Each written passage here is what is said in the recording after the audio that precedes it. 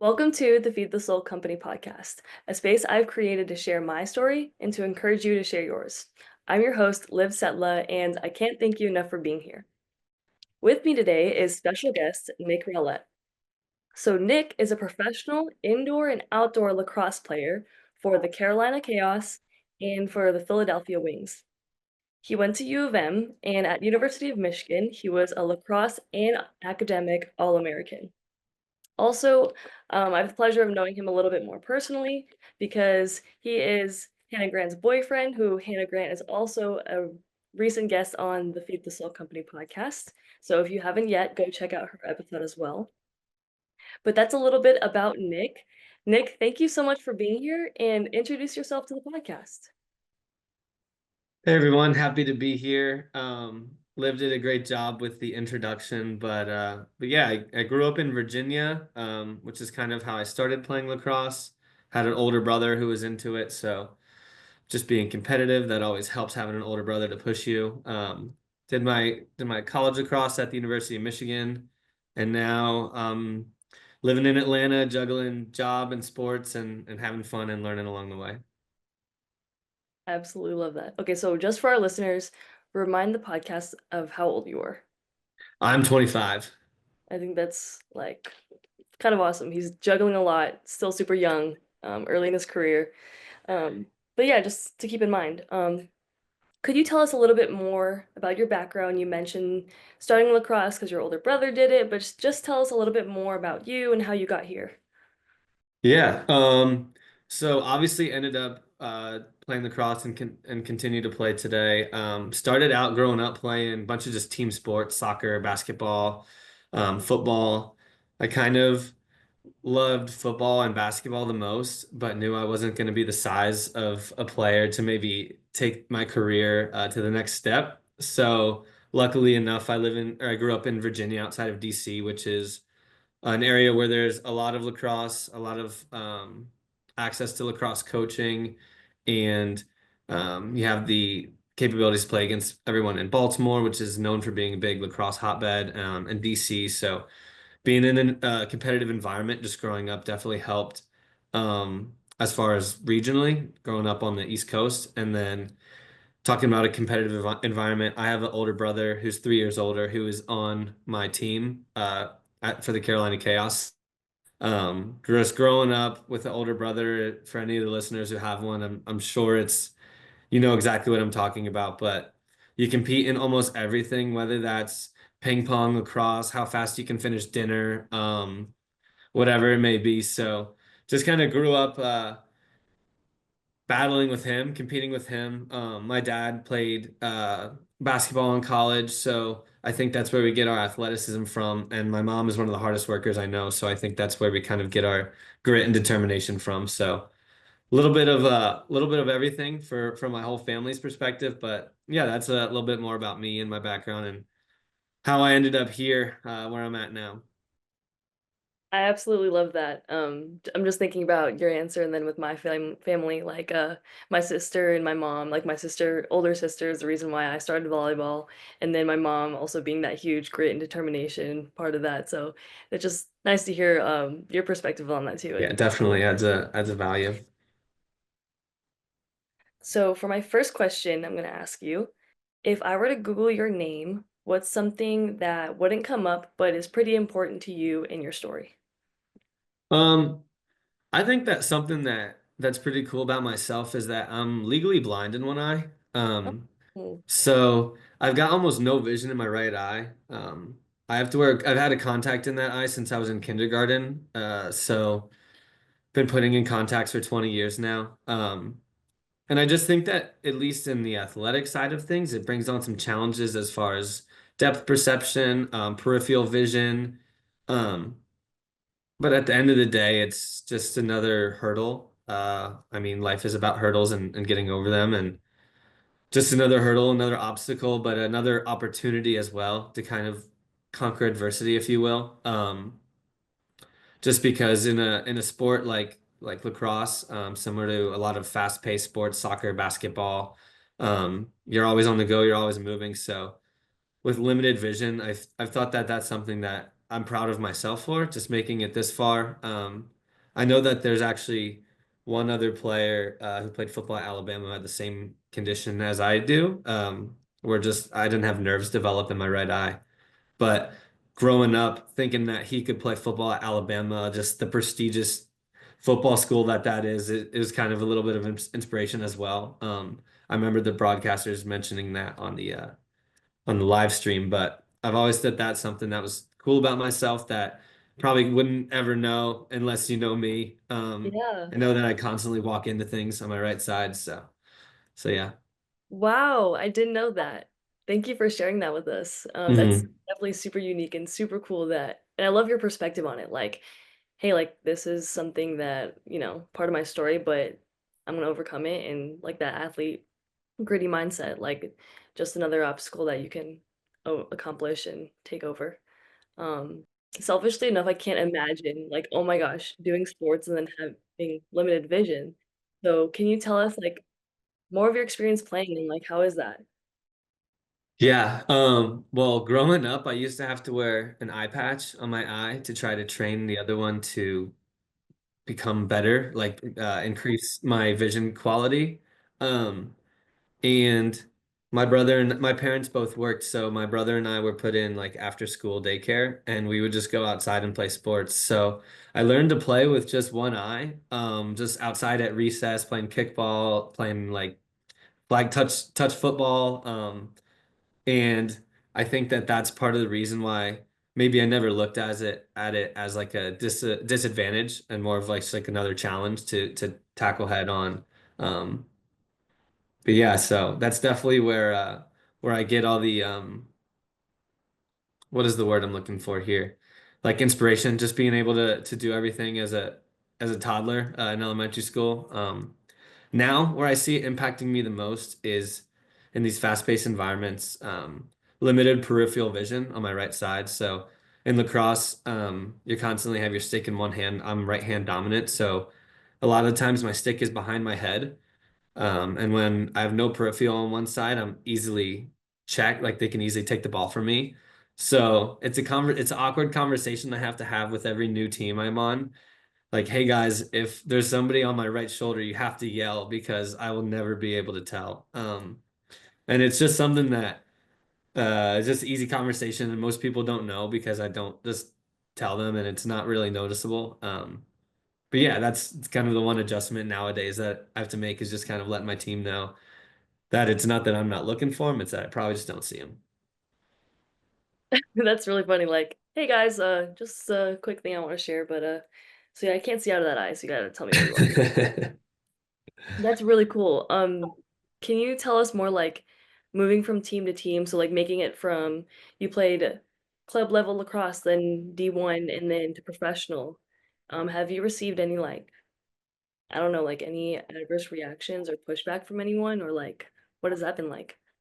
No, not really pushback, I wouldn't say, but most people just have never had a teammate who's got like I don't want to call it a disability because I really don't view it as that, but just kind of like some to work through. Yeah. Um, Most teammates are pretty receptive. It is awkward being like the young freshman telling all these seniors like, "Hey guys, I need your help." Even in pro, as like I'm a rookie and I've got 37-year-olds on my team. Um, just like, "Hey guys, by the way." But no, I've never received any pushback. A lot of people are honestly curious, which I find cool. Um, and a lot of people will challenge me to take out my contacts and then force me to close my good eye and see if I'm lying or not. And throw stuff at me and watch me not dodge anything because I can't see it. But yeah, no, nothing negative, mostly just curiosity. That's really cool. Um, Mhm. wow, I'm loving this, so thank you for sharing that with us. Of If you had course. any advice for listeners who maybe have a similar situation or feel like there's something that's in their way, just some advice for them. Yeah, I'd say don't feel sorry for yourself. As hard as that is, it's part of you. So whether you have a hearing vision condition, whether you're deaf, I know it's easier said than done, but but don't feel sorry for yourself and figure out a way through it rather than to back away altogether. There was a little while where growing up, I had to wear sports goggles and eye patches, and I was sick and tired of it. And I didn't want to play because I thought I looked funny. I thought my teammates would make fun of me. But just don't feel sorry for yourself, and nobody else will either. And that's kind of the biggest advice I have. I mean, it's easy to get down on yourself after something doesn't go well, or if I turn the ball over because I can't see someone, but um, just keep pushing, and use your team, especially if you do play a team sport, use your teammates. I mean, everyone always says that the best teams win, not the best individuals. So the best teams will help you, whether that's on the field, off the field. So use your teammates more often than not, they're going to be receptive of it. Again, love that answer. I know the listeners are gonna love that too. So thanks so much. You've talked a little bit about it, some challenges, some things you've had to overcome. Can you tell us maybe uh, if you can think of any other challenges or things that you've gone through and then how you overcame them? Yeah. Obviously, I'm an athlete, so you get injured playing every now and again. I'm currently rehabbing a torn meniscus in my right knee, which is going. It's going. Just got the clear to get off the crutches this week, so that's exciting. But Yay. yeah, exactly. But my freshman year of college, I would have said was the hardest. Not only is there so much personal change in your life, first time moving away from home. Like I said, I'm from Virginia, so Michigan's not close, about a 9 hour drive. Um, and that freshman year, I tore my ACL and my labrum in my shoulder. Oh, And wow. yeah, so I had to get ACL surgery, which I'm sure a bunch of the listeners have had or have had teammates or friends or family members who have done the same. And then the week after I got off of crutches, I had shoulder surgery. So the hardest part for me during that time was one, just staying positive because all my life I played lacrosse. All my life I'm playing lacrosse with my friends. Like I'm just constantly surrounded by people who enjoy doing the same things as I do. Um, and when that's taken from you away, like just fully taken, and then you don't even have your family to really like fall back on because they're 9 hours away. Like they can FaceTime you, but it doesn't really feel like home. That's definitely the most challenging thing, both physically and mentally, I've gone through. Um, and it honestly, I'm not upset that it happened because I think when you are only playing lacrosse, and you're just training for lacrosse and being a student, you can get really wrapped up in it. And you kind of, when that's taken away, you kind of have to find your own identity, figure out what you like to do outside of lacrosse, which for a while I was like, I don't think I like anything else. But just battling mentally and physically, just being in physical pain for months on end, and then not being at practice, not being at team lifts where like you're a freshman too, so you're still trying to go out and like make friends. Was challenging. Um, yeah, I'd say that's probably the hardest thing. It's like I said, the thing I've learned from that is what the last question was about, is like don't feel sorry for yourself. It sucks. It's gonna suck, but you just kind of have to embrace the suck almost. That's what I always tell myself. So you know it's gonna stink. You just got to get through it. And use your friends and all the support staff you can. Nick, I'm so glad you're on here. There's a lot in that answer I want to ask you more about. So, starting off, I can relate, like moving away for college, like I remember being recruited and being like, "Oh, it's fine. I can go very far, go to Vegas." But then when you're there, then it's like, "Okay, wait. I'm okay with how far I went, but also how easy is it for my family to get to me now that I'm here?" So initially I was thinking, oh, there's an airport right by campus, but it's also still across the country. It's still a flight across the country. You can't just drive there. So it's like, um, that Hmm. aspect of like family, how close are they around? And like, I don't know, like I hope for listeners who are going through the college process or getting recruited, or that's something you think about.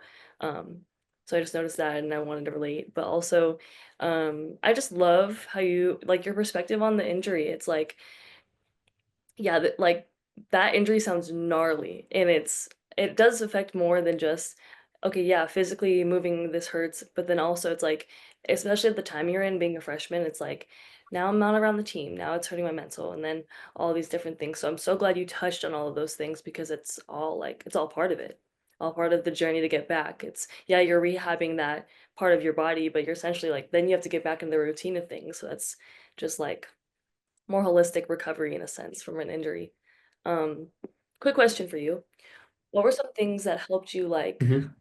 especially when it was hard and, like, with a long injury, you know, "Hey, like, I'm gonna be out for a while." What helps you stay committed, stay focused, and also try to be, like, grateful or, like, enjoy the while you're in it? I know it's a sucky time, but how do you keep a good perspective in that?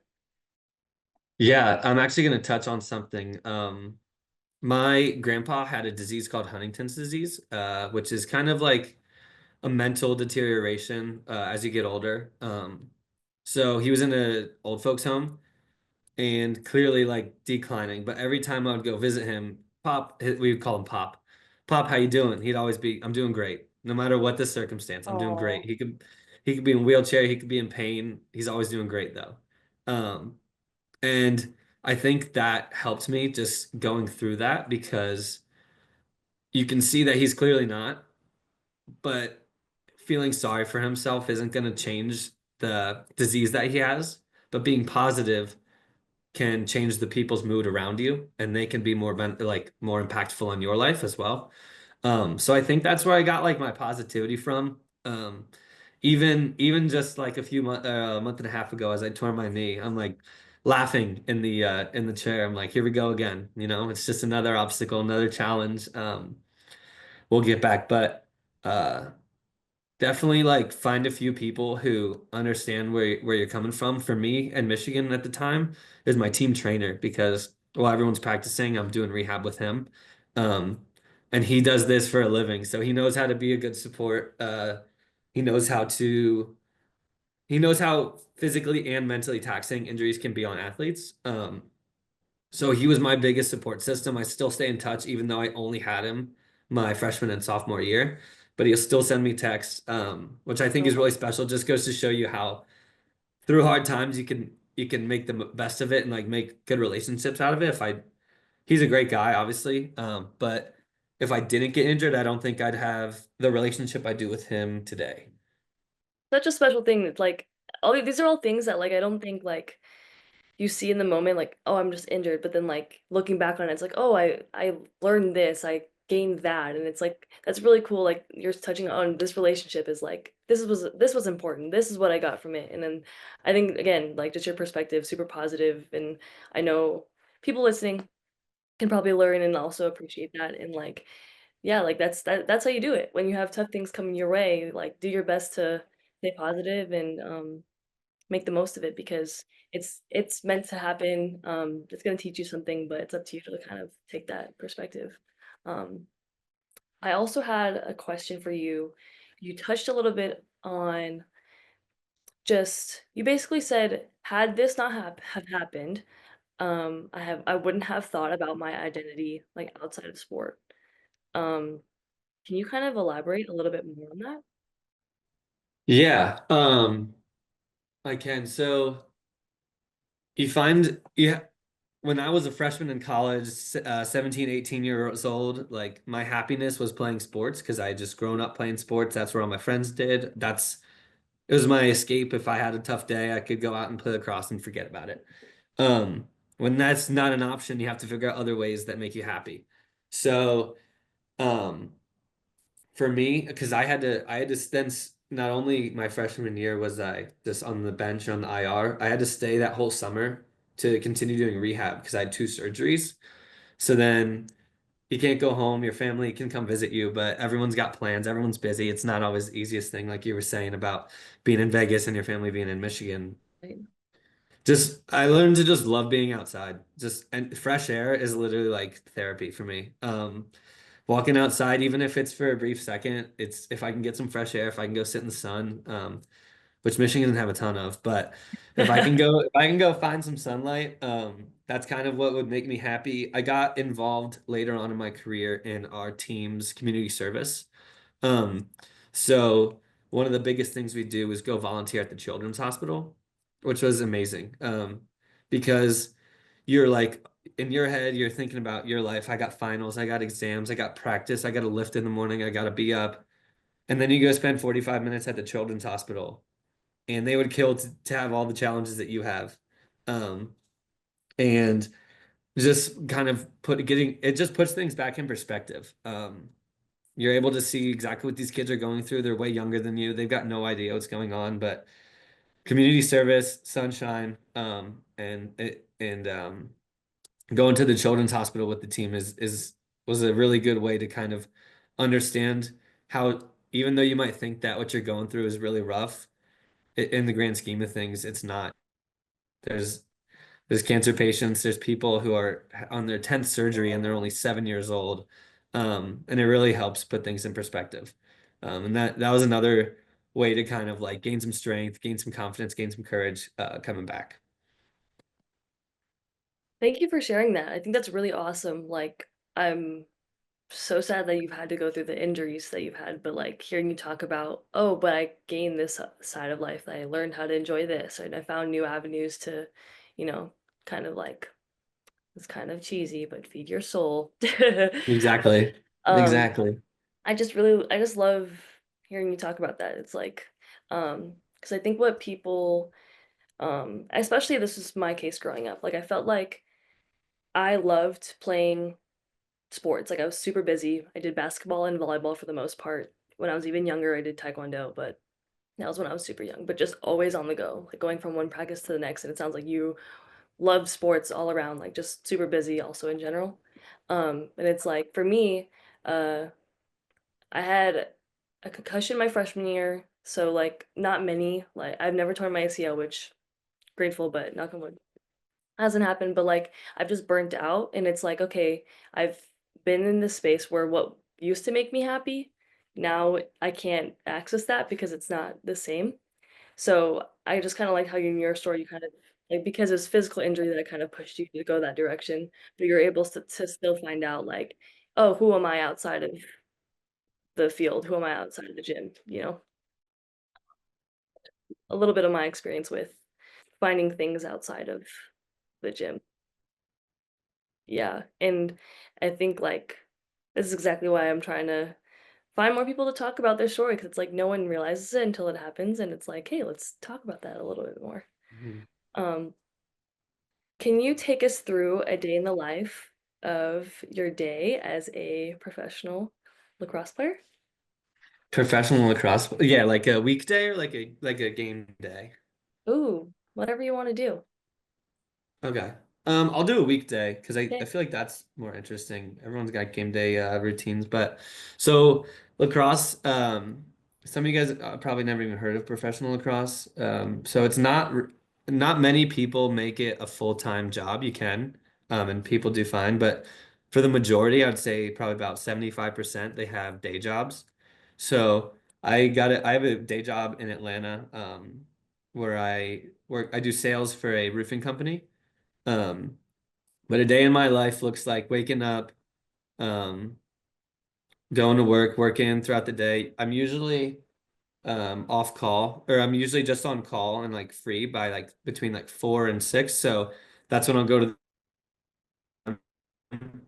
but it's weird. It's because I know that my day job, that career has more, what's the word I'm looking, structure and more long-term like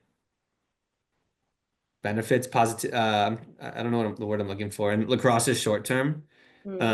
because you can't play lacrosse forever. You can work for a company forever, but you can't play lacrosse forever. So I kind of treat like going to the gym, or going to the field to work on skills as like part of my job, part of my day job, because I do still get income from lacrosse, so I have to stay in shape. I have to keep the stick in my hands. I have to watch film still. Um, but it's funny because it doesn't feel like it. You're not getting paid like the same. It's just an interesting balance, but usually is a day in my life and just working out, and then finding some time at night to maybe watch like 40 minutes of a football game just to to unwind a little bit. But um I kind of treat it as if I have like two separate jobs that I try to do both work in this amounts of work in the same day. Um, because professional lacrosse is really competitive. My position is face off, so there's only one player of your position on a team.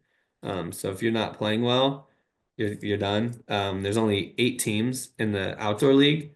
So if you're not one of 8 face-off guys, if since like I don't want to toot my own horn, but if you're not like the 8 best in the world that are healthy and available, there's not a spot for you.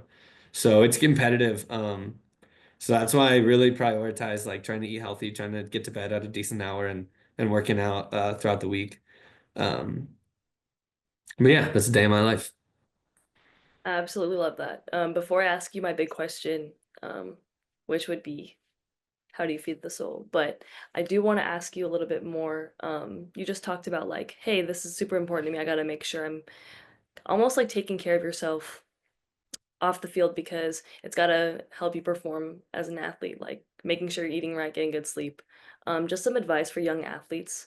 What would you tell them, I guess, how important it is, what that off the court looks like, and how it's not just showing up and playing on the field? Like what helps you become the best athlete that isn't on the field but off the field? Yeah, even just like in my day to day, I try to stay consistent.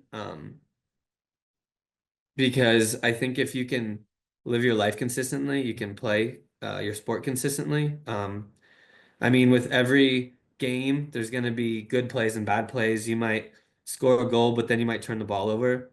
But I think if you can live your life consistently, you can play the game consistently. And if you train how you're supposed to or what works for you, then the idea is that it just comes naturally.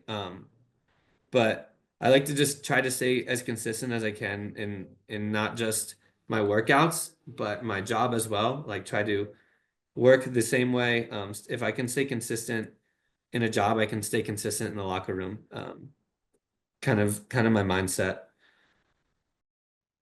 I love that. Like I know for me, at least, I'm gonna take that one to heart because it's like, oh, some days I try to in theory, like, oh, push myself as hard as I can, maximize as much as I can, but then the next day, I'm not able to repeat that same thing. So again, like for me, being consistent, showing up consistently over and over has always been my challenge. So I just love that mindset for you, and it's like it sounds like it works pretty well and it helps you succeed. So that's awesome.